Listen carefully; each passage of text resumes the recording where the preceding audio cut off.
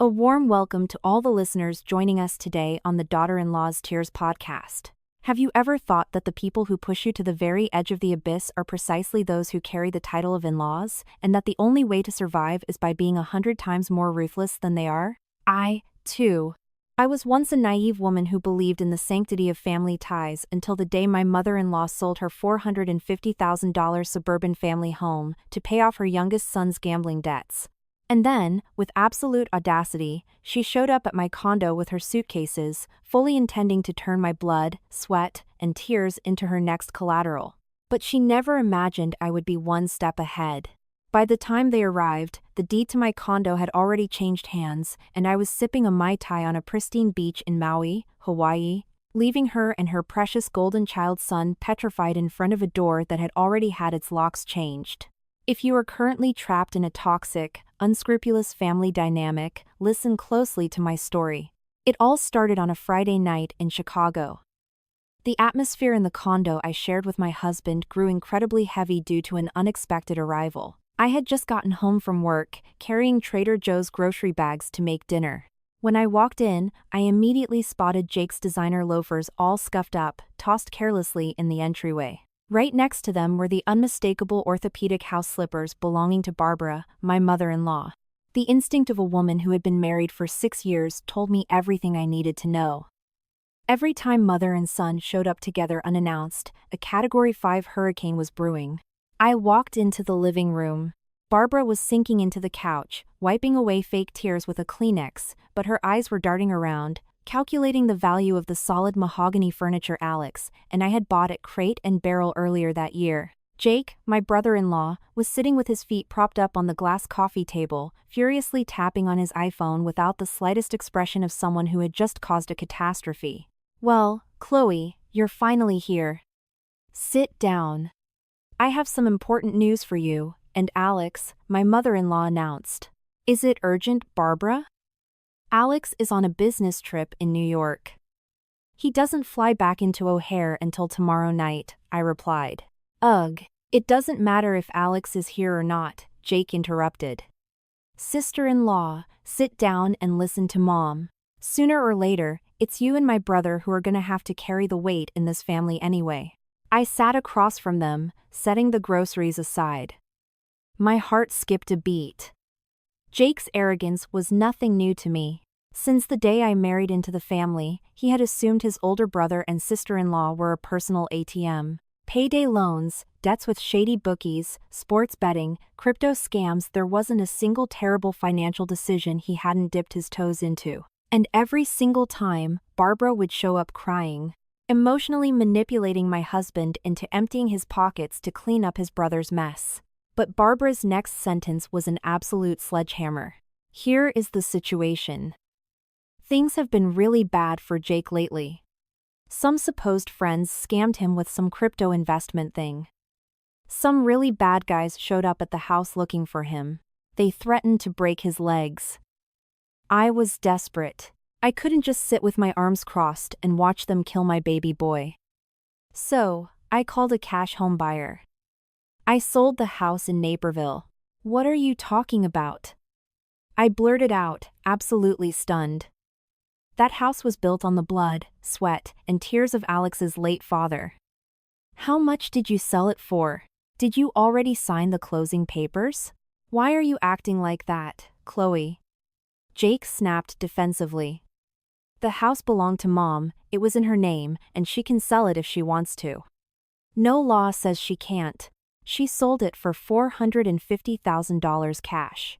They brought the money, took the deed, Barbara added. With that, we paid the principal and the interest to the mobsters, and we even have a little left over. That's it. Debt's settled. Starting over isn't a big deal. I don't know why you're looking at me with those crazy eyes. I froze. $450,000. Nearly $500,000 vanished in the blink of an eye because of the gambling addiction of a 30-year-old man who refused to grow up. That house wasn't just the place where my late father-in-law's memories rested. Before he died, he made it abundantly clear that the house was Barbara's final refuge and should never be sold. And she had liquidated it with the same ease one buys a cup of coffee. But my shock didn't have time to settle, because the sheer indignation rose in my throat the moment I realized the true intention behind this visit. Listen, Chloe, Barbara continued. I sold the house, I paid off the boys' debts, and I got that weight off my chest. But now, neither of us has a pot to piss in. I've thought it through. Your condo in the city is spacious. You've had the guest room empty for a while, so we're going to move in here temporarily. Tomorrow is Saturday. Since you have the day off, do me a favor and deep clean that room so the movers can bring my bedroom set and furniture. You're joking, right? I replied in utter disbelief.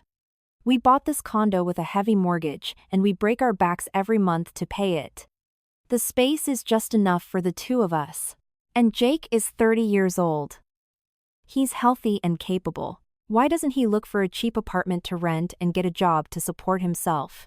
Wow, sister-in-law, that sounds terrible, Jake spat. What do you mean, look for a rental? This apartment is in Alex's name. He's my blood. He's my mother's son. My brother's house is my mother's house. You're the outsider here, the one with the different last name. What right do you have to throw my mother out on the streets? This condo was marital property. I paid half the mortgage every single month. In fact, there had been months where I covered the entire payment because Alex's company was doing layoffs. Yet, in the eyes of my precious brother-in-law, I was just a squatter living on borrowed time.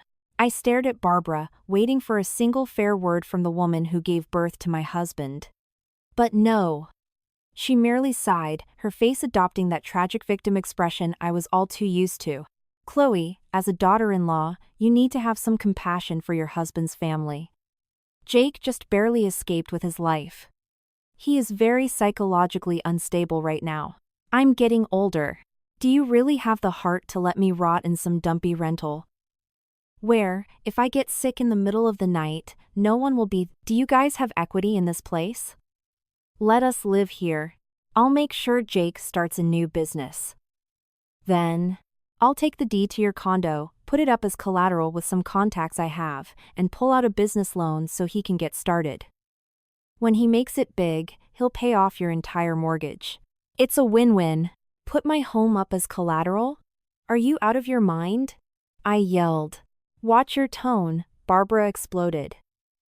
Who are you calling crazy? I am your mother-in-law. I humbled myself to even consult you, and you dare to be this insolent? You have a house meant to keep the family united, and you're over here penny pinching. When Alex gets here, I'll have him put you in your place. My blood was boiling, but a bitter knot in my throat prevented me from saying another word. It wasn't because I was afraid of her. It was because I was deeply disgusted by the absolute shamelessness disguised under the word family. Moving in was just step one.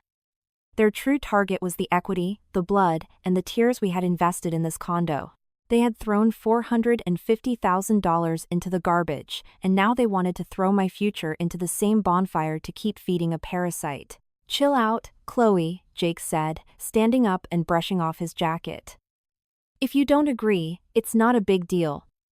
Alex has always had a soft spot for Mom. Do you honestly think he's gonna take your side and leave his own mother homeless? The smartest thing you can do is be a good girl and clean that room. In 3 days, we're bringing our stuff. Leave it spotless. I can't stand the smell of dust. Jake grabbed Barbara by the arm, and they headed for the front door. Before leaving, she turned around to shoot me a triumphant glare, as if this condo was already securely resting in her palms. The loud slam of the door echoed sharply, leaving me alone in the middle of a living room that descended into a deathly silence. I dropped onto the sofa, my head spinning. Over 6 years of marriage, I had endured far too much for this family. I remembered the times Alex had secretly withdrawn money from our joint savings to pay Jake's debts behind my back. Every time I caught him, he would drop to his knees, sob, and swear it would be the absolute last time. But for gambling addicts and their enablers, the concept of the last time simply doesn't exist. I pulled out my phone and called Alex. The line rang endlessly until it went to voicemail. He didn't pick up. A little while later, I received an iMessage from him. Mom just called me, please get the guest room ready for them. They lost the house. We can't turn our backs on them. I'll make sure to strictly control the finances from now on, I promise. Don't worry. I'm at a business dinner. We'll talk tomorrow when I land. I read the message, and tears finally fell. They weren't tears of sadness, they were tears of absolute desperation and a brutally delayed awakening. We can't turn our backs on them. Strictly control the finances. How the hell was he going to control anything when his own mother was actively planning to take out a second mortgage on our home? He was such a coward that he was entirely willing to leave his wife homeless and destitute, just so he could keep playing the role of the perfect son. In that moment, I looked around. Every piece of art I had picked out, every wall I had painted, every little corner, bore the imprint of my dedication. If I did what I was told, in 3 to 6 months, I would be watching loan sharks spray paint red threats on this very door. I would lose everything. I jumped up and wiped my tears. The fear vanished, making way for a chilling, calculated calm. They thought I was an easy idiot to manipulate. They thought that with Alex's spineless backing, they could snatch my hard work away. I marched to the safe, unlocked it, and pulled out the property deed, which was in both our names. Before we got married, anticipating Alex's highly problematic family, I had demanded a strict prenuptial agreement regarding property. Even though the condo was in both our names, 80% of the down payment had been gifted by my parents back in Michigan. More importantly, I had in my possession a general power of attorney. Alex had signed it in front of a notary at a title company last year, after he caused a massive fight by taking out a personal loan for Jake. To beg for my forgiveness, he had legally granted me full executive power over the property. I was sure he had forgotten about that document or assumed I would never have the guts to use it. But today, that notarized piece of paper was my golden ticket out of this hell. I immediately called Lauren, a close friend who worked as a high-end real estate agent in Chicago.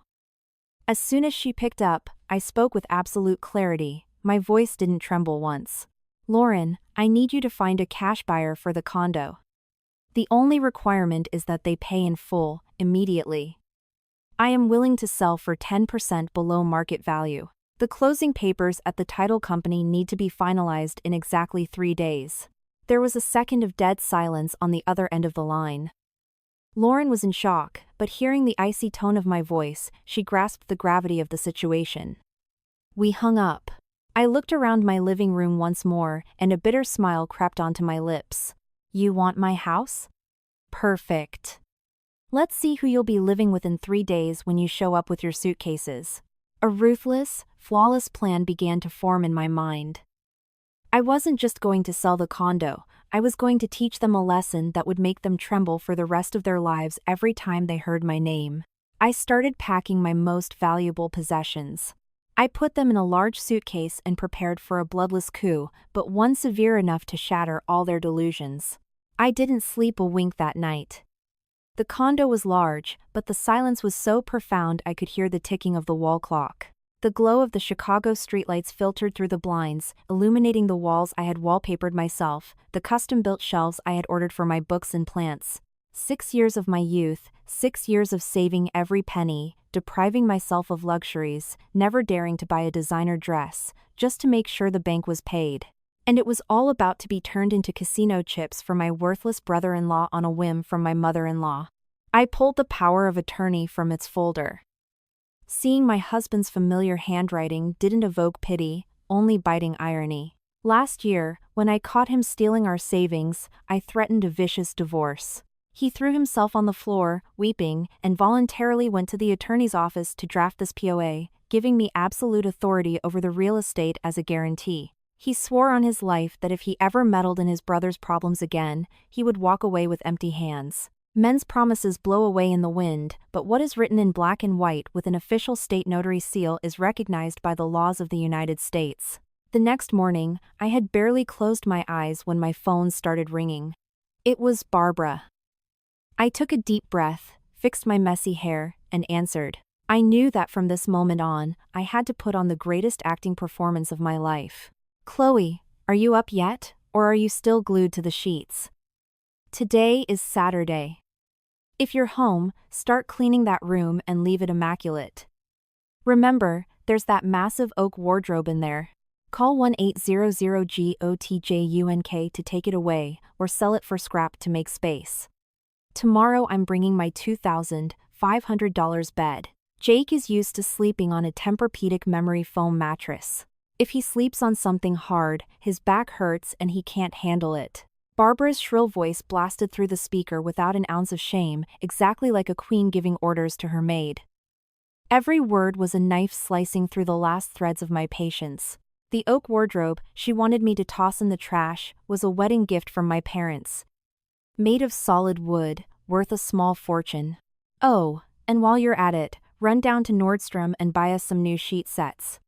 Jake likes light blue Egyptian cotton or silk, so he stays cool. He's very depressed about the debt situation. As his sister-in-law, you should have the decency to cater to his mental health. This evening, when Alex gets back from his trip, cook a nice dinner. We will come over to eat and finalize the moving details. Oh, and call an HVAC tech to look at the AC vent in that room. Last time I visited, it sounded like a tractor, and I can't sleep like that. And change the Wi-Fi password. Make it something easy. Yours is just a bunch of weird letters and numbers. I can never connect. And it pisses me off. I gripped the phone so hard my knuckles turned white. Human audacity truly knows no bounds. They had just blown $450,000, rendering themselves homeless, yet they were demanding Tempur-Pedic mattresses, Egyptian cotton, and barking orders at me like I was the help. I took a deep breath and lowered my voice, faking total submission. Okay, Barbara. Don't worry. I'll leave everything clean. Come over for dinner tonight. With Alex home, it'll be easier to talk everything over as a family. Barely a minute after I hung up, I got a text from Lauren, the real estate agent. She had found an investor. He was one of those cash-heavy guys who bought properties below market value to flip or rent. He had liquid funds in his account and didn't need a bank mortgage. If he liked the place, he could wire the earnest money today, and first thing Monday morning, we would go to the title company to sign the closing documents. His only condition was that the property had to be delivered completely vacant upon closing. I immediately replied with a simple, agreed. I dressed quickly and took an Uber to the coffee shop where Lauren had set up the meeting. The buyer, Mr. Henderson, was a middle-aged man dressed casually, but with piercing, shrewd eyes. He reviewed the deed, the HOA docs, and most importantly, the power of attorney. He examined it meticulously. He called his contacts at the county clerk's office to verify there were no liens or secret encumbrances on the property. When he saw that the title was perfectly clean, legally bulletproof, and above all, that the price was an absolute steal at $350,000, nearly $50,000 below market value, he accepted. He accompanied me back to the condo for a quick walkthrough to check the state of the appliances and fixtures. The moment he stepped inside, he loved it. The place had been maintained with absolute care. We signed the purchase agreement right there on the living room table. The earnest money wire was $20,000. We agreed to meet Monday at 8 a.m. at the real estate attorney's office. Cash in hand, keys surrendered. Just as Mr. Henderson walked out the door, my husband's car pulled up to the curb. Alex walked in, loosened his tie, and threw it over a chair, looking exhausted but glancing at me nervously out of the corner of his eye. Before he could open his mouth, I beat him to the punch, speaking in a soft, sweet voice, as if nothing had happened. Take a shower and rest. Honey. I'm going to Whole Foods to buy something nice for dinner. Your mom and Jake are coming over tonight to talk about the move. Hearing this, Alex stopped dead in his tracks. His facial muscles relaxed, and he let out a massive sigh of relief. He had undoubtedly come prepared with a miles-long speech to manipulate me, or even ready for a screaming match. He walked over, took my hands, and played his role as the exemplary husband and devoted son. He spoke with that deep voice that used to drive me crazy. I know this is unfair to you, baby. But Mom sold her house. Jake is debt-free now, but they're out on the street. I am the oldest son. If I don't take my mother in, people will eat us alive. Just be patient for a little while. Jake is going to get a job. We'll support each other, and eventually, Mom can afford to live on her own again. I promise, starting this month, I will direct deposit my entire paycheck into your account so you can manage the finances. I stared deeply into my husband's eyes, desperately searching for a single ounce of sincerity, but all I found was cowardice and deceit. He claimed Jake was going to get a job. A hardcore gambling addict who had forced the sale of a family estate was suddenly going to settle down? He claimed he'd give me his paycheck, but he deliberately hid the fact that his mother was actively planning to take out a second mortgage on our home. I gently pulled my hands away and smiled faintly. A smile that, thinking back on it, probably sent shivers down Alex's spine. Don't worry. I am your wife. Your family's problems are my responsibility too. Don't stress. I already have everything sorted out. Yes, I had everything sorted out. That evening, Barbara and Jake came over for dinner. The atmosphere was bizarre. Barbara wouldn't stop serving extra food onto Alex's plate, coddling him and praising him for taking care of his little brother. Jake, chewing loudly with his mouth open, had the nerve to complain that the roast I made was a little dry. Alex, Barbara announced, I've already told you and your wife. Your brother and I are moving in. You guys are going to take care of the expenses. Jake is going through a rough patch. As his older brother, you need to lend him your car so he can go to his business meetings, and, she paused, glaring at me. Chloe, tomorrow you are going to buy that new mattress. I am not letting my Jake sleep on that piece of junk guest bed. Mom's right, Alex, Jake chimed in. I have to maintain my image if I'm gonna meet with investors. If I show up taking the L train, they'll laugh at me, and I won't close any deals. Gimme your keys. Chloe barely drives anyway. I'll start using your car tomorrow. I stayed completely silent, keeping my eyes glued to my plate as I ate, nodding occasionally like a submissive, obedient little housewife. Seeing my attitude, Alex felt euphoric, truly believing his masculine authority had finally dominated me. Feeling generous, he pulled his car keys out of his pocket and tossed them to Jake. He even promised that tomorrow he would have me wire some money to Barbara so she could buy new decorations for our living room. I watched the car keys land in my worthless brother-in-law's hands, and I felt a brief pang of pity, considering part of that car was paid for with my money. But I let it go. The car was legally in Alex's name, and selling it would require both our signatures paperwork that would steal my time. And time was the one thing I didn't have. My main target was the $350,000 about to drop into my bank account. Let them enjoy their illusion of power tonight. Dinner ended. Barbara and Jake left, promising that on Tuesday morning they'd hire movers to bring their things. That night, while Alex was snoring loudly beside me, I got up on my tiptoes. I pulled the largest suitcase out of the closet and began packing all my valuable personal belongings, my essential documents, my wedding jewelry, my MacBook, and my most expensive clothes. Whatever didn't fit in the suitcase, I packed into heavy-duty boxes, taped them shut, listed my parents in Michigan as the return address, and scheduled a FedEx pickup for first thing in the morning. Looking around the condo one last time in the dark, I didn't shed a single tear. My husband's betrayal and my in-laws' sheer greed had sharpened my heart, turning it into a solid block of ice. The Cold War was over. It was time to deliver the kill shot. Monday morning. My alarm went off very early. I woke up with an unusual sense of total clarity. Alex was still tangled in the sheets, grumbling complaints because my alarm had disturbed his sleep. I fed him a lie, saying we had a surprise corporate audit at work and I had to be in early to prep the financial reports. Alex suspected nothing. He grunted and rolled over to keep sleeping. I grabbed the suitcase I had packed the night before, hauled the FedEx boxes to the hallway, and softly pulled the front door shut. The click of the deadbolt echoed in the hallway. I knew this was the absolute last time I would ever step out of that condo as its owner. By 8 a.m., I was at the title company. Lauren and Mr. Henderson were already waiting. It was a Monday morning, and the office was buzzing. The hum of printers and the thud of the notary seals created a frantic atmosphere. The closing agent was a friend of Lauren's and had already pre-cleared the paperwork the day before, so the process was lightning fast. They verified my driver's license, the original deed, and crucially, the general power of attorney. When the closing attorney read the clause out loud, Party B, Chloe, holds absolute executive power regarding the sale, transfer, donation, or mortgaging of the property without the need for consent from Party A, Alex.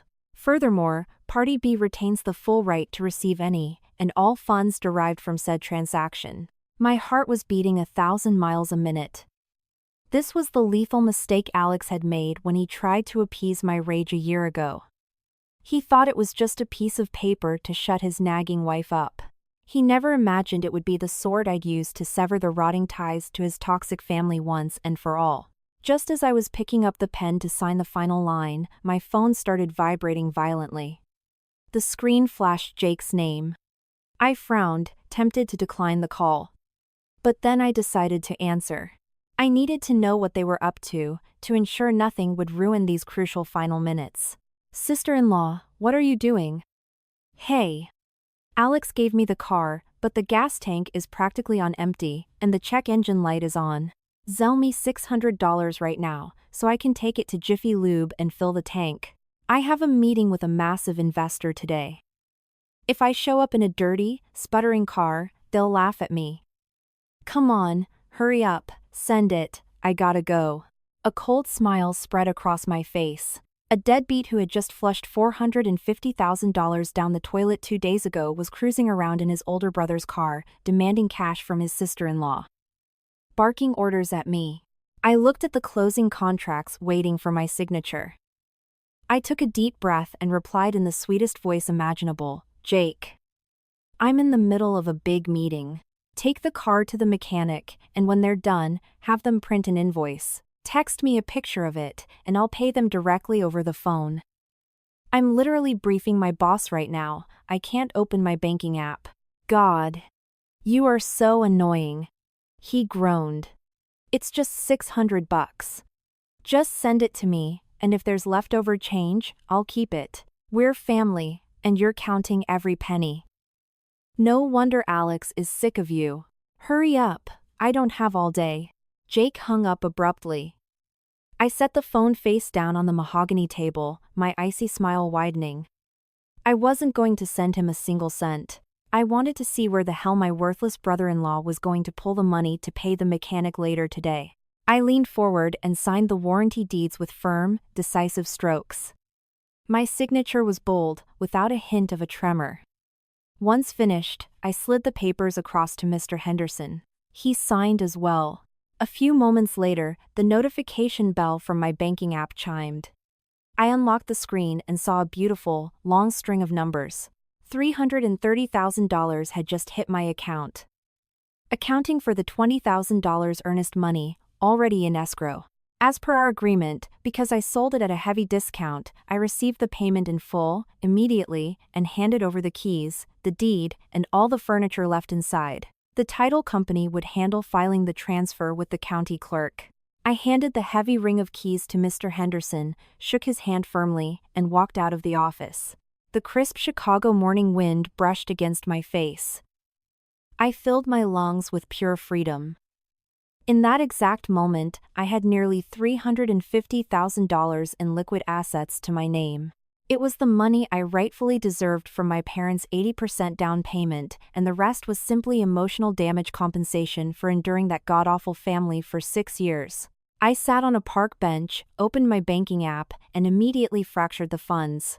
I dispersed portions into 3 different high-yield online savings accounts, and I wired the bulk of it to an international offshore account Alex knew absolutely nothing about.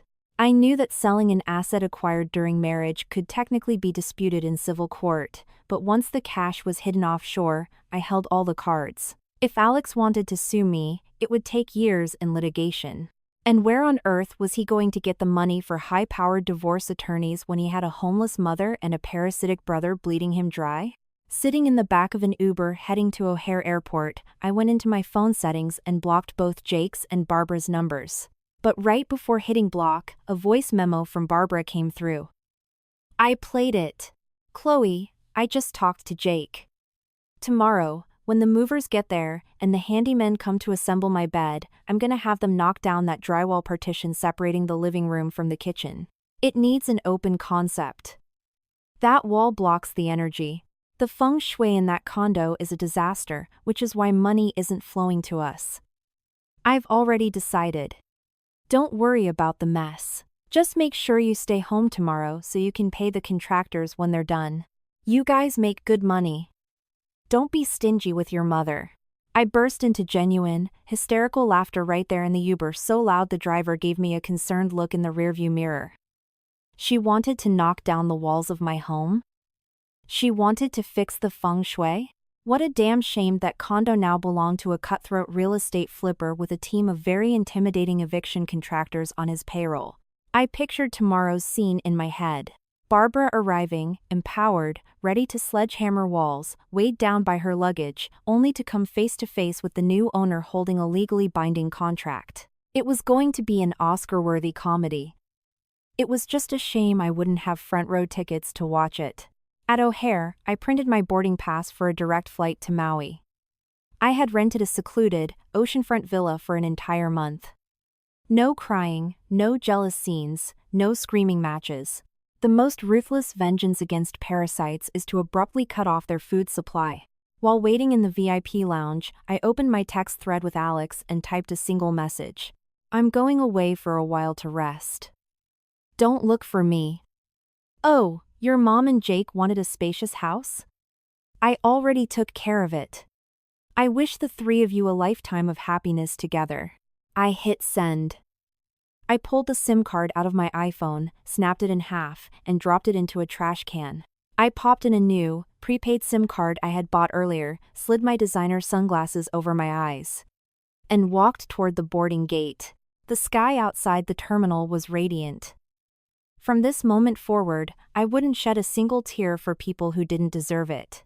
Tomorrow, a Category 5 hurricane was going to slam into that family, and I would be sitting thousands of miles away, sipping a frozen cocktail, calmly waiting to watch their masks of fake morality violently tear each other to shreds the moment they realized they had no shelter.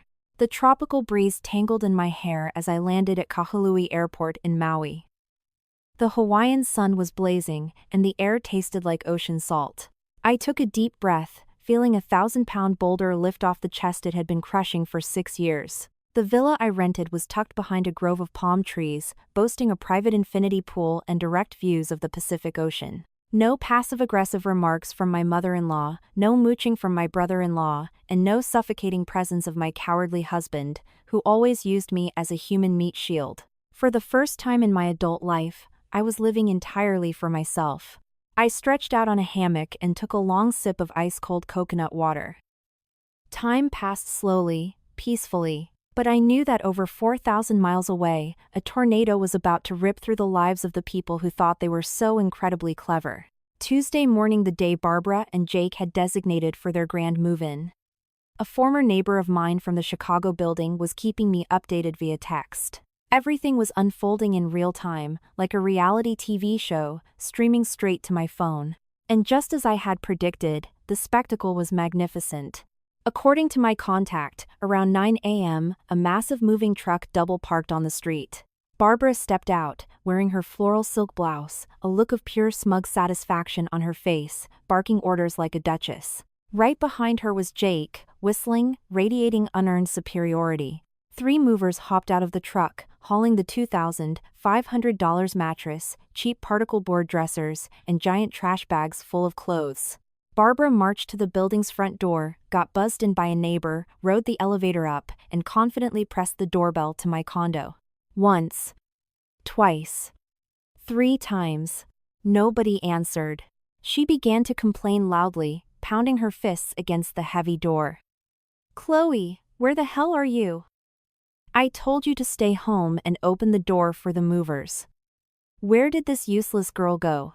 She can't do a single thing right, not even welcome her own mother-in-law. Jake, call your brother and tell him to make her get her ass over here right now. Does she expect me to die of thirst out here in the hallway with the hired help? I've been calling him, Mom, but his phone has been off since last night. He said he was at a conference and he'd be here later. Plus, look, the blinds are all drawn. I bet that crazy bitch went out shopping just to mess with us. When Alex gets here, I'm gonna tell him to slap some sense into her, so she learns how to be a proper wife. Furious, Barbara dug into her designer knockoff purse and pulled out a heavy ring of keys. They were copies Alex had secretly given her a few days prior, just in case I decided to act stubborn. She shoved the key into the deadbolt, but it wouldn't turn. The entire lock mechanism had been drilled out and replaced the second I handed the condo over to Mr. Henderson. Desperate and enraged, Barbara forced the key so hard it snapped off inside the cylinder. She started screaming profanities, echoing down the corridor and pulling neighbors out of their units to watch the circus. Right at that moment, the elevator doors slid open and 3 men stepped out. The man leading the pack was in his 50s, wearing a polo shirt that showed a peak of a chest tattoo, holding a thick manila folder. It was the new owner, Marcus Henderson.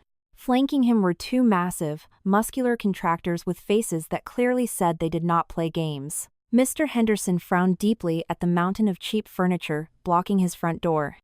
He locked eyes with Barbara. "Excuse me, lady, why are you blocking the entrance to my property? Tell your guys to move this junk so I can get inside. Right now." Hearing my property, Barbara immediately put her hands on her hips, unleashing the venom she was so accustomed to spitting. "Listen here, buddy, you speak to me with respect. Who are you calling lady, and since when is this condo yours? Are you crazy or just blind?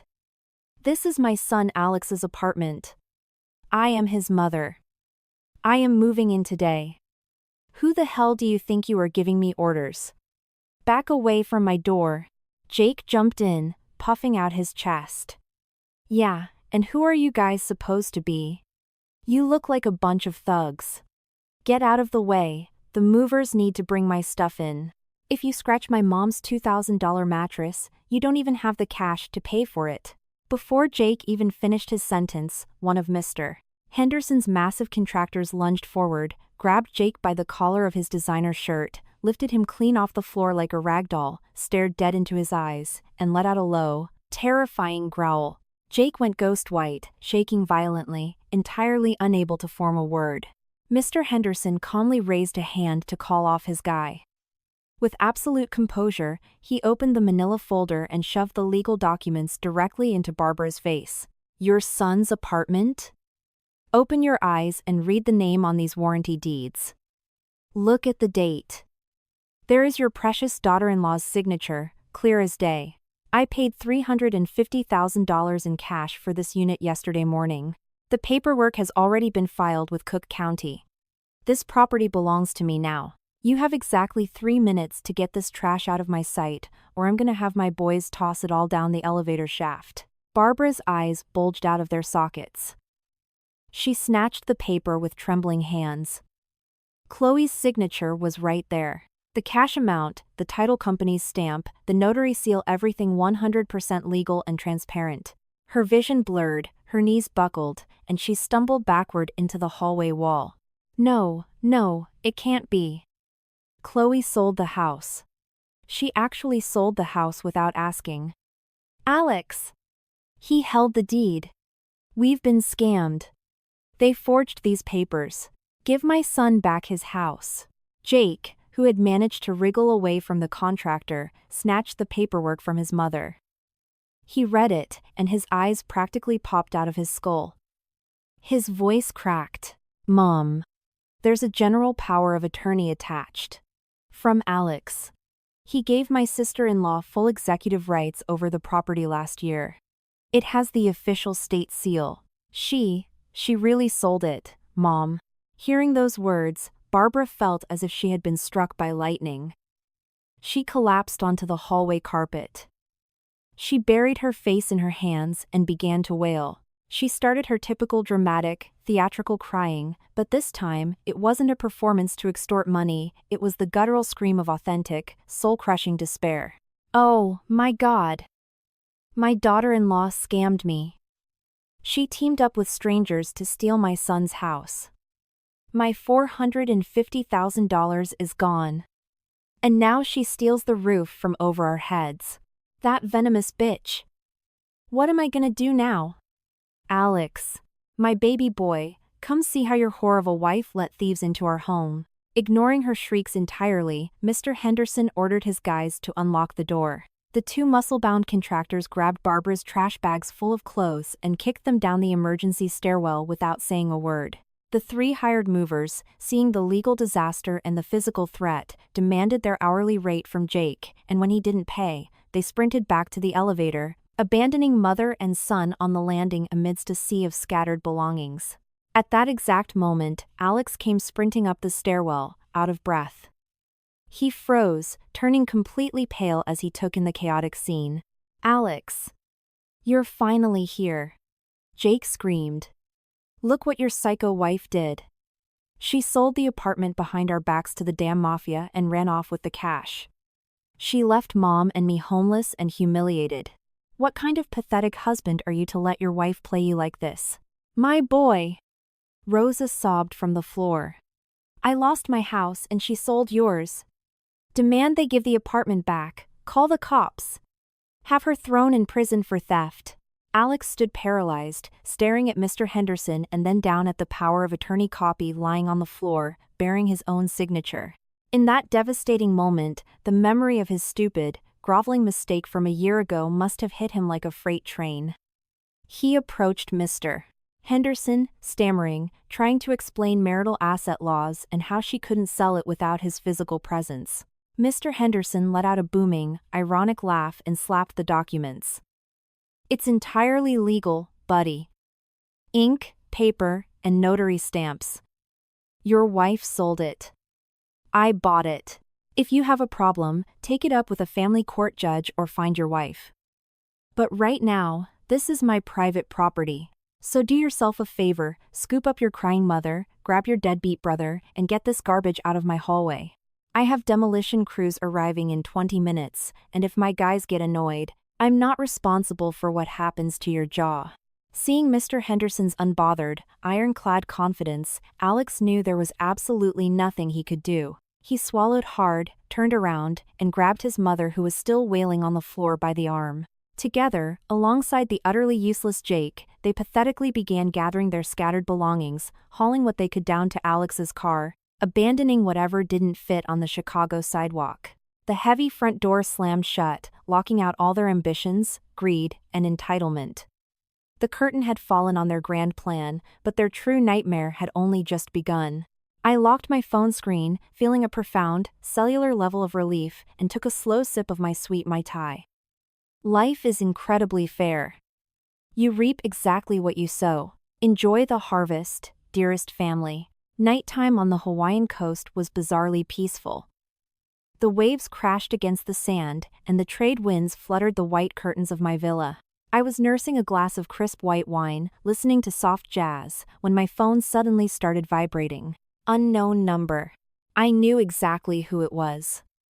After being violently kicked to the curb, they had undoubtedly bought a burner phone or borrowed one to call me. I thought about ignoring it, but the game wasn't quite finished. I needed to hear just how deep into the abyss they had fallen to make my satisfaction absolute. I answered and put it on speaker. "You bitch. You venomous snake. Where are you? Get back here right now and fix this. You are a thief. You sold my son's home and absconded with the cash. I am going straight to the FBI. And you are going to rot in federal prison, you ungrateful tramp." Barbara's shrill voice was nasal from crying so hard and hoarse from screaming. She unleashed every imaginable insult. In the background, I could hear Jake egging her on, shouting profanities, and Alex uselessly begging her to calm down. I waited patiently for her to run out of breath and start panting on the other end of the line. Then, I spoke slowly, my voice as clear and cold as an iceberg. "Are you done, Barbara? Drink a glass of water before you lose your voice completely. You want to go to the police? Be my guest. I sold the property using a 100% legal power of attorney signed by your own son. The money is legally mine. No law in the United States prevents it. And as for calling me a thief? You've got the wrong suspect. The only person who scams and steals in your family isn't me. It's that precious golden boy standing right next to you. Don't you dare spit poison at me, you bitch." Jake screamed into the phone. "Who have I scammed? You sell my brother's house, you leave us on the freezing street, and now you blame me? You ungrateful psycho. This family fed you for years, and now you bite the hand that feeds you. Alex, do you see this? You picked the wrong woman.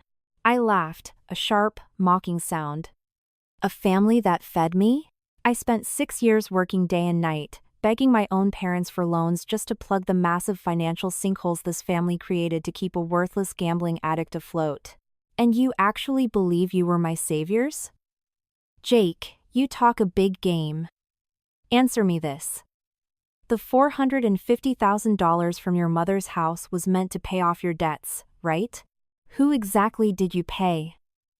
Where are the wire receipts? Or is it that you threw it all on the roulette table again and fully intended to use my condo's equity to keep the bookies off your back? Why do you think your mother wanted to mortgage my deed? Do you think I'm mentally deficient? You were going to suck my blood until there was nothing left, so I had to amputate the rotting limb to survive. What kind of garbage are you making up? Barbara intervened, panicking. Jake was tricked. Those mobsters put a knife to his throat. If I didn't sell the house, they would have murdered him. You, as his sister-in-law, have the cold blood to let him die. Now we have nowhere to drop dead. You need to take responsibility. Give us the money back. Half that house belongs to Alex. Wire it to me so I can buy us another condo. I took a slow sip of my wine, feeling the pleasant warmth slide down my throat. Alex's money? What a hilarious joke, Barbara. Ask your son how much capital he actually put down for that condo. 80% was a gift from my parents. I just took back my principal, plus a little extra for the emotional damages suffered over the last 6 years. Alex isn't homeless. He has the car that Jake demanded to drive. Tell Alex to sell his car, and you'll have enough to rent a motel for a few weeks. Mom, stop talking to this whore. Jake roared. She planned this all along to rob us. Tomorrow, I'm gonna hire a private investigator to find out where she's hiding. And I'm sending guys to smash her face in. She thinks she can steal our money and just walk away? Jake, look for me all you want. I am very far away, and very well protected. But honestly, you shouldn't be worrying about looking for me. You should be worrying about the people looking for you. I highly doubt that $450,000 covered all your debts. Word on the street is you got involved with some very dangerous underground lenders. And they aren't nearly as polite as I am. Dead silence fell over the line. Jake seemed to have been struck right where it hurt most. Barbara started sobbing hysterically again. Chloe, I'm begging you. I know I made a mistake. I shouldn't have told you we were moving in, or mentioned the collateral. Have mercy. I am an old woman. I have nowhere to go. Alex barely makes minimum wage right now. He can't support me and Jake. Please, wire us some money just to put a deposit on a rental, and we'll fix this as a family. I closed my eyes. Her miserable whining and begging didn't awaken a single molecule of compassion in my body. For 6 years, how many times had I heard those exact same pleas from Alex? And after every apology came a brand new betrayal. My trust was dead, and my empathy bank was officially bankrupt. Barbara, when you sold your Naperville estate, did you consider this outcome? When you demanded I take you in, did you think about my well-being for a single second? Don't use your age to beg for pity. You pay for the choices you make. Alex is your spoiled little boy. Let him handle it. Do not ever call this number again. We are finished. The divorce papers will be served to Alex via my attorney by the end of the week. Goodbye. I hung up and blocked the new number. Tranquility washed back into the room. The ocean waves kept crashing. It was the first time I had ever made the definitive decision to completely amputate the rotting tissue from my life, without a shadow of a doubt. The phone call from hell was over, and I knew their punishment had only just begun. More than a week passed. From my villa, I had settled into a beautiful new routine. I read books, did yoga on the lanai, walked on the beach, and worked remotely. No more complaining, no more smelling Jake's stale cigarette smoke, no more listening to Alex's cowardly sighs as he evaded every ounce of adult responsibility. However, through Lauren and my divorce attorney, I learned that the idyllic family Barbara had tried so desperately to protect was violently tearing itself to pieces. According to Lauren's sources, after being thrown onto the street, they ended up renting a grimy, roach-infested two-bedroom apartment in a sketchy neighborhood on the outskirts of Chicago. Surviving on Alex's mediocre corporate salary while feeding 3 adults and paying exorbitant rent was an asphyxiating pressure. And, exactly as I had predicted, the ticking time bomb of Jake's debts finally detonated. One night, while Barbara was cooking cheap pasta in their tiny kitchenette, someone violently pounded on the apartment's flimsy metal door. "Who is it? Why are you banging like that? You're gonna break the hinges." "I'm coming," Barbara yelled. When she unlocked the deadbolt, 3 massive guys covered in prison tattoos burst into the apartment, reeking of cheap booze and stale tobacco. "Where the hell is Jake? Tell him to get his ass out here right now. He thinks he can hide from us? Who are you people? Jake isn't here. He doesn't owe anybody anything. I just sold my house for $450,000 cash to clear his debts. He already paid you. Don't you dare come here trying to extort us. $450? You crazy old bat. That money only covered the baseline principal he owed the boss. But the interest, the late fees, and the cash he owes the underground casino runners adds up to another $200,000.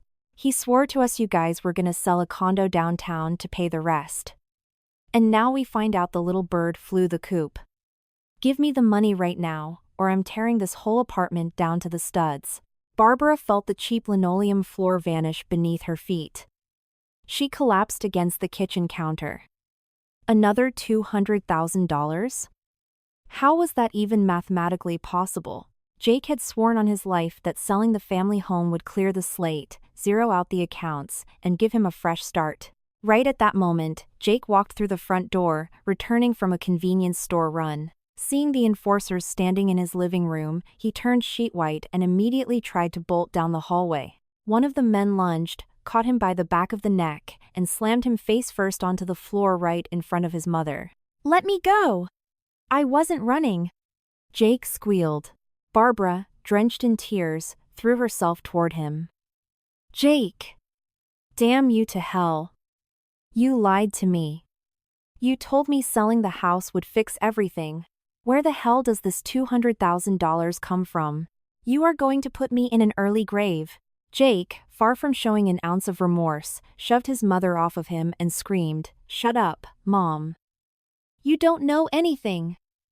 That $450K barely covered the aggressive stuff. I got scammed. The interest compounded daily, I couldn't control it. Selling the house didn't fix a damn thing.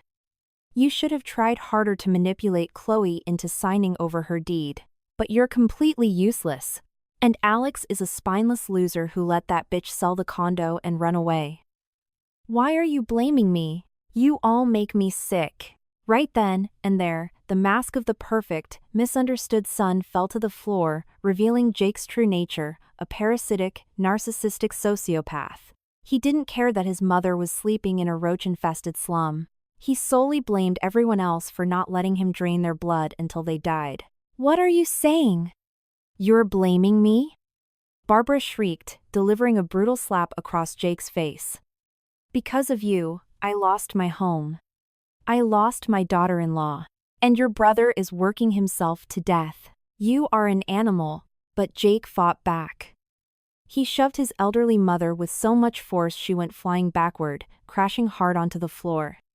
"Don't you ever hit me. If you're so smart, pull the money out of thin air.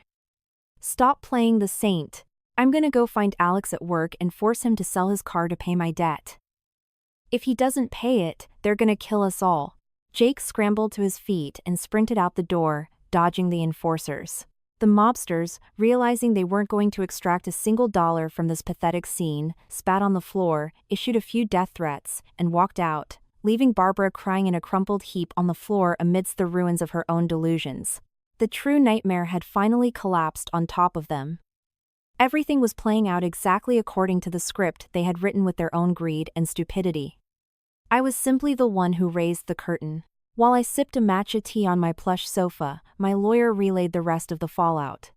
I had strictly zero contact with Alex, but my lawyer was handling the communications.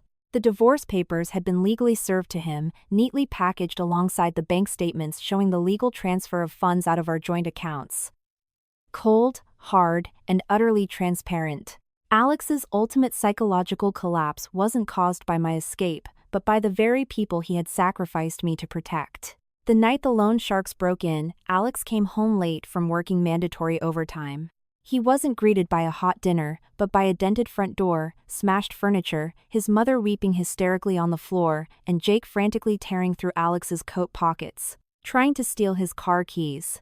When Alex found out about the new $200,000 debt, he froze entirely. He had dropped to his knees in front of me so many times, swearing on the Bible he would never get involved in Jake's messes again. And now, his brother had single-handedly nuked the theater of their happy family. When Jake violently yanked the car keys out of Alex's hand, the literal last item of value Alex owned in the world, it was the final straw.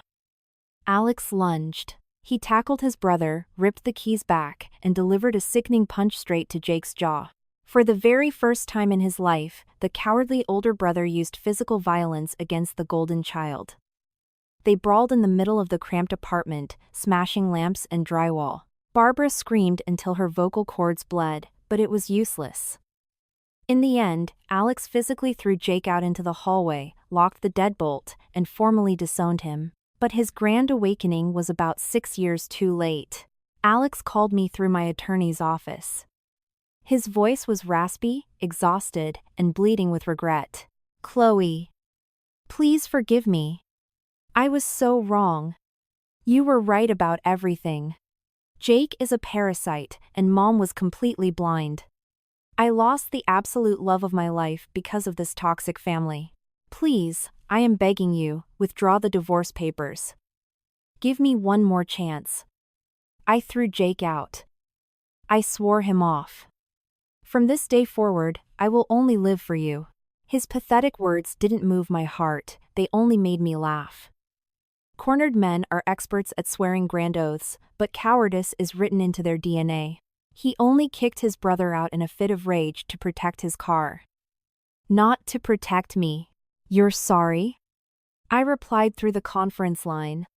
"Do you honestly think saying I'm sorry fixes half a decade of financial and emotional abuse? Let's test the limits of your so-called repentance. If you want me back, I have 3 non-negotiable conditions. First, tomorrow morning, you sell that car, and you wire every single cent to my parents in Michigan as a moral compensation for the last 6 years.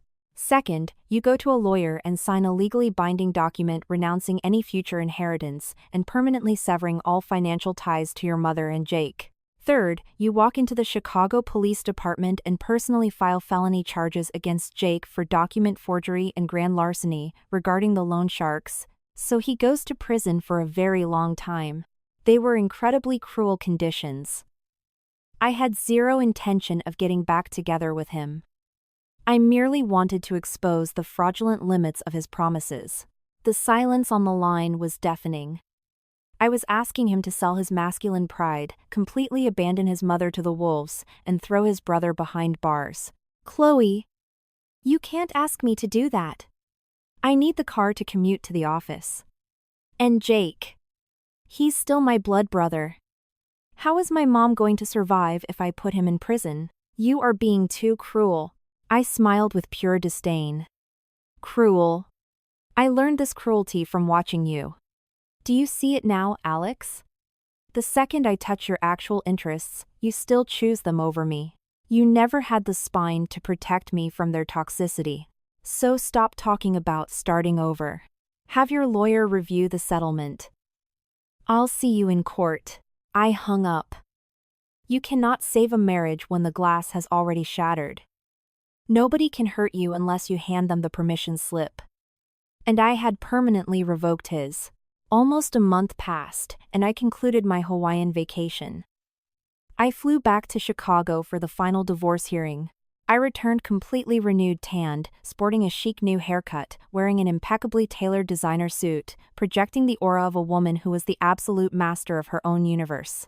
Right before walking into the courthouse, my lawyer handed me a fascinating piece of gossip.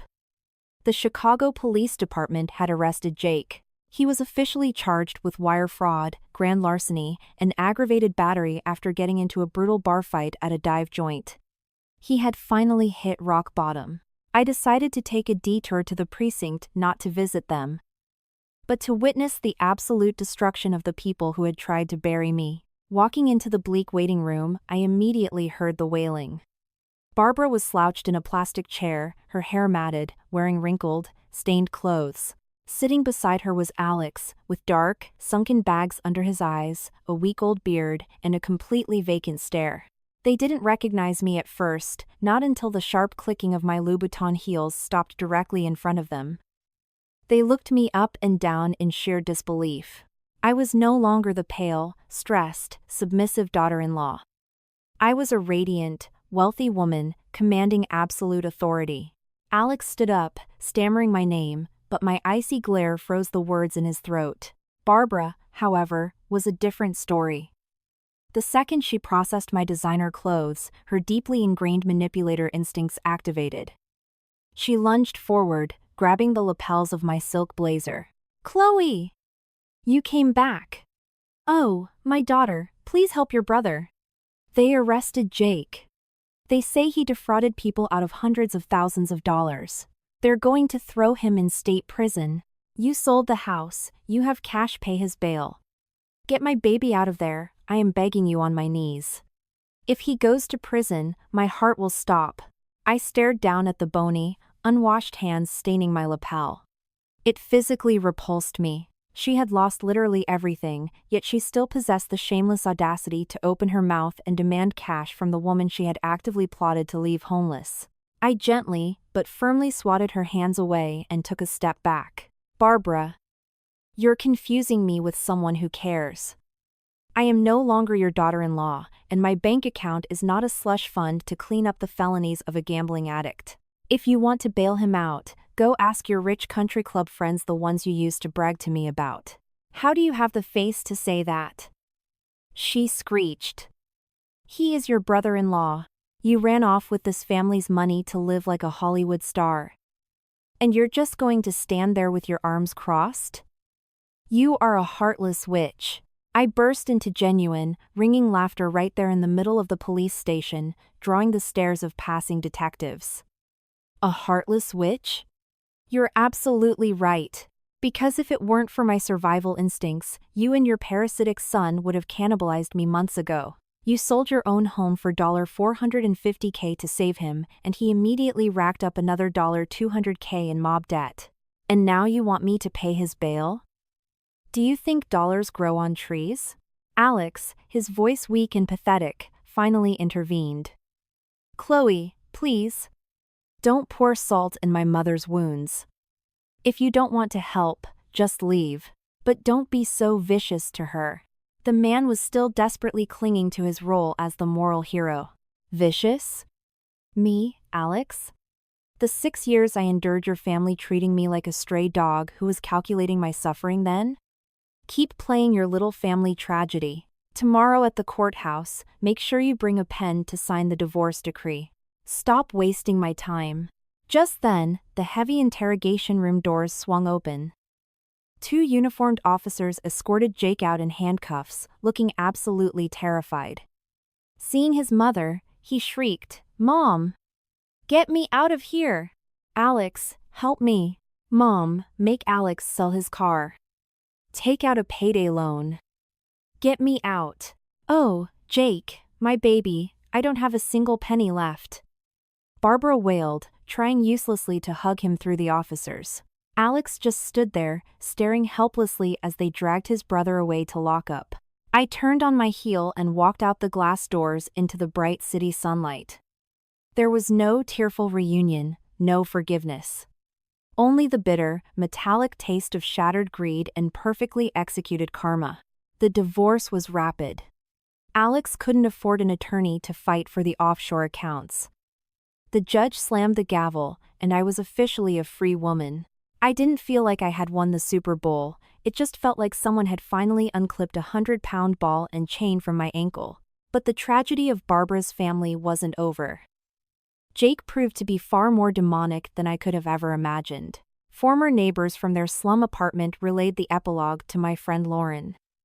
Even though Jake was denied bail and held in Cook County Jail, Barbara refused to lose hope. She pawned her last remaining pieces of cheap jewelry and begged Alex daily to sell his car to pay off corrupt guards or fancy defense attorneys. Alex adamantly refused, because that car was the only way he could get to his factory job. Alex's refusal caused Barbara to curse his name, declaring him a traitorous, evil son. However, the real catastrophe struck when Barbara secretly took an Uber to a local bank branch and withdrew $25,000 in cash. It was her secret nest egg, her life savings she had hoarded for decades for her elderly care. She had constantly cried poverty, forcing Alex to pay her bills while hiding this massive safety net. Somehow, through a released cellmate, Jake found out his mother was sitting on $25,000. He sent her a deeply manipulative letter, claiming he had found a corrupt judge. If she paid $25,000 cash to a specific fixer, they could secure his immediate release, and he would flee the country, eventually sending for her to live with him on a beach in Mexico. Blinded by her toxic, obsessive love for her youngest son, Barbara believed it like gospel. She met a shady man at a diner and slid an envelope containing her entire life savings across the table, fully believing she would be hugging her son by Friday. 3 days passed. Then a week. Nothing. Panicked, Barbara took a bus all the way to the state penitentiary to demand answers. There, she received the ultimate death blow.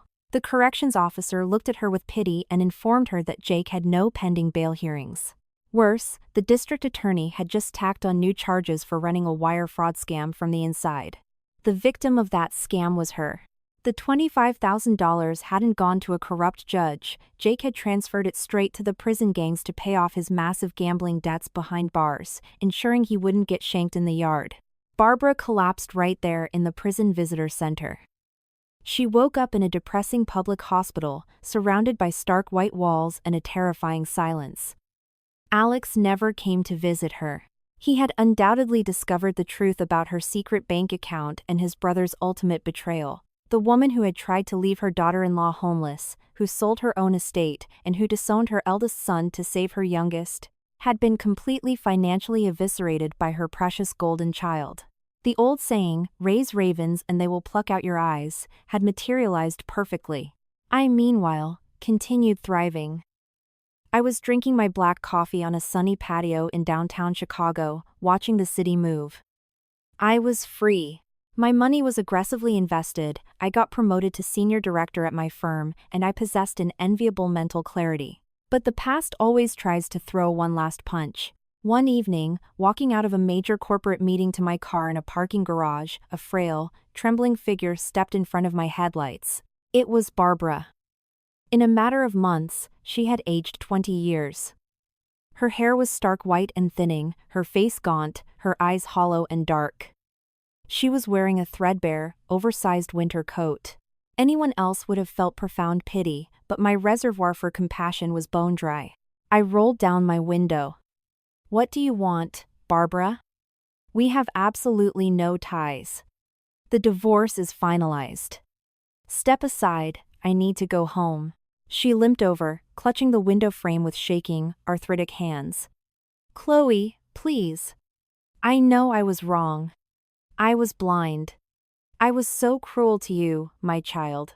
Please, for the 6 years you were married to Alex, help me. They are transferring Jake to a maximum security prison downstate. I don't have a single dollar. I am collecting cans from the trash and washing dishes under the table just to buy bread. Alex hates me for hiding that money. He moved to Wisconsin and won't speak to me. Give me just a little cash, I beg you. Just a bus ticket so I can go see my son in prison one last time." Listening to her was pathetic. It was a cheap apology born purely of desperation, not genuine remorse. I put the car in park, stepped out, and stood face to face with her. "Help you? Under what pretext?" As the mother-in-law who demanded I pay off her son's gambling debts? As the woman who tried to steal the equity of my home? Do you think I found that money on the street? I broke my back for 6 years to save it. I know. She sobbed. Karma has punished me. Jake robbed me blind to pay the gangs. He is a monster. But he is my baby. He came from my womb. They are going to give him 15 years. I can't survive this. You are rich now.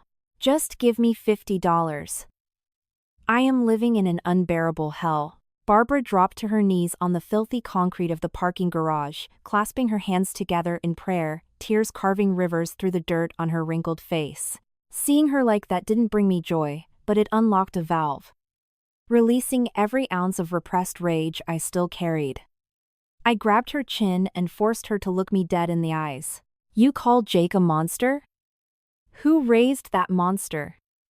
Who covered his debts when he started stealing as a teenager? Who paid off the loan sharks and sold the family estate instead of letting him face the consequences? You did. You are the one who put him in a prison cell and destroyed your entire family with your toxic, enabling obsession. You don't even love him, you just love playing the sacrificial martyr so everyone will applaud you. Barbara froze entirely. My words brutally ripped away her final psychological defense mechanism, the mask of the ultimate victim. Alex had abandoned her because she betrayed him, hiding money to give to Jake while forcing Alex to pay her rent. Do not ever look for me again. Even if you die right here on your knees, I will not give you a single penny. Go live whatever time you have left facing the exact reality you built with your own 2 hands. I got back into my car and hit the gas. In the rearview mirror, I watched her kneeling alone in the dim fluorescent light of the garage. It was the only fitting punishment for her absolute ignorance. From that day forward, I severed every possible channel of information. I moved to a luxury high-rise, changed my phone number, and scrubbed my social media, creating private accounts only for my real friends. Peace flooded my life like calm waters returning after a tsunami. But in Chicago, gossip always trickles down. While having brunch with Lauren months later, she filled me in on the legal finale. Jake's trial happened in a completely empty courtroom. Barbara didn't show up. The stress-induced stroke she suffered after the jail scam had left her partially paralyzed, bedridden in a state-funded nursing facility. Alex didn't show up either. Sitting at the defendant's table, Jake listened to the judge read his massive laundry list of felonies: wire fraud, money laundering, illegal gambling rings, and grand larceny. He tried to manipulate the judge, crying, "Your Honor, I am a victim. I was just trying to support my poor, elderly mother who sold her house for me. I beg for clemency so I can go home and be her caretaker." What an absolute psychopath. He used the very mother he had bankrupted and left paralyzed as a legal meat shield. But the federal justice system doesn't run on fake tears. The judge slammed the gavel. 15 years in the Illinois State Penitentiary. No parole. Upon hearing the sentence, Jake threw himself onto the courtroom floor, sobbing violently, screaming for his mother and his brother. Nobody answered. He sowed pure chaos, and he harvested a steel cage. Lauren sighed, stirring her mimosa. You were so smart, Chloe. If you had waited even 24 hours, they would have slapped a lien on your condo and dragged you straight to hell with them. Karma does not miss. One in a cage, the other paralyzed, and the family completely obliterated. I nodded.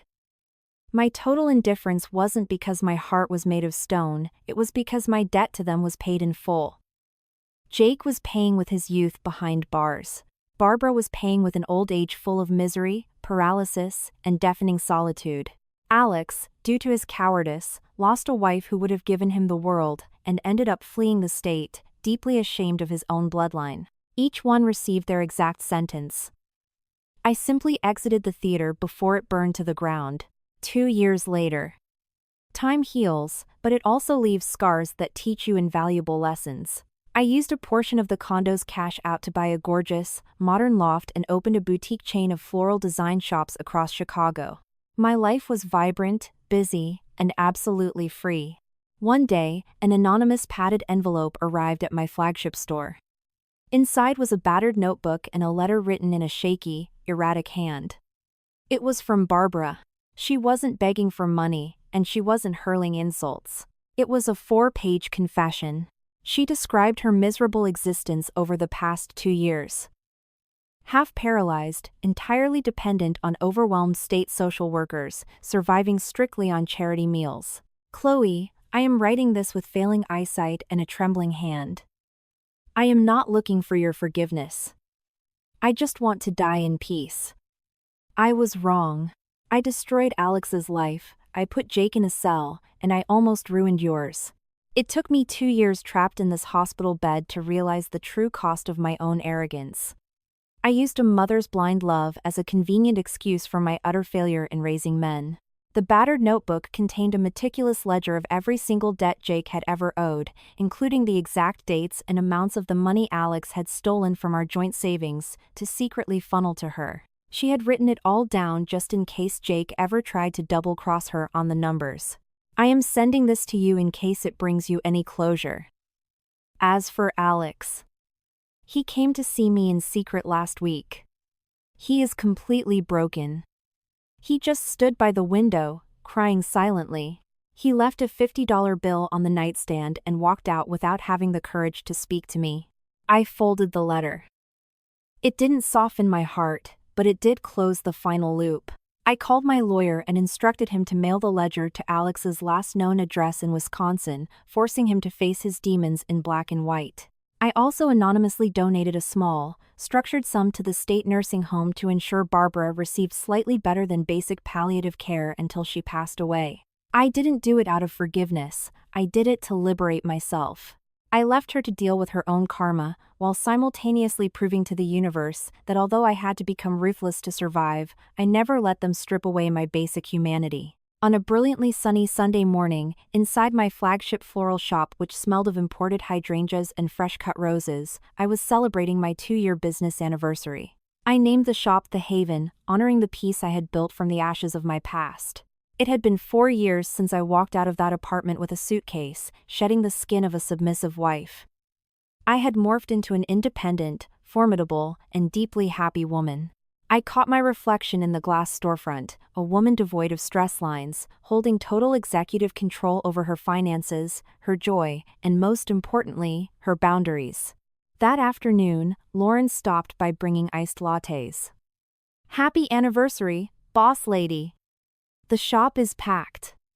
Hey, when are you finally going to let me set you up on a date? She teased. I laughed, arranging a bouquet. Drop it, Lauren. I am absolutely thrilled being single. But I know that look. You came here to deliver fresh gossip. Lauren winked. You know me too well. Yesterday, I was showing some rural properties up near the Wisconsin border, and I ran into your ex-husband. Chloe, he looked completely destroyed. She leaned in. He was at the county clerk's office trying to pull permits to renovate a collapsing, rotting cabin he bought for pennies. He's moving his mother out of the state facility to live with him.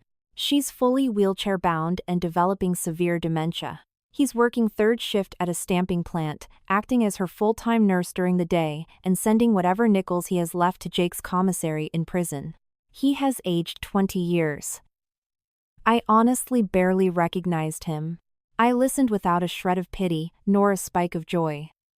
Alex had finally accepted the suffocating burden he had so cowardly tried to force onto my shoulders years ago. That cross was his to carry for the rest of his life. When he noticed me, he got incredibly nervous, Lauren continued. He asked about you.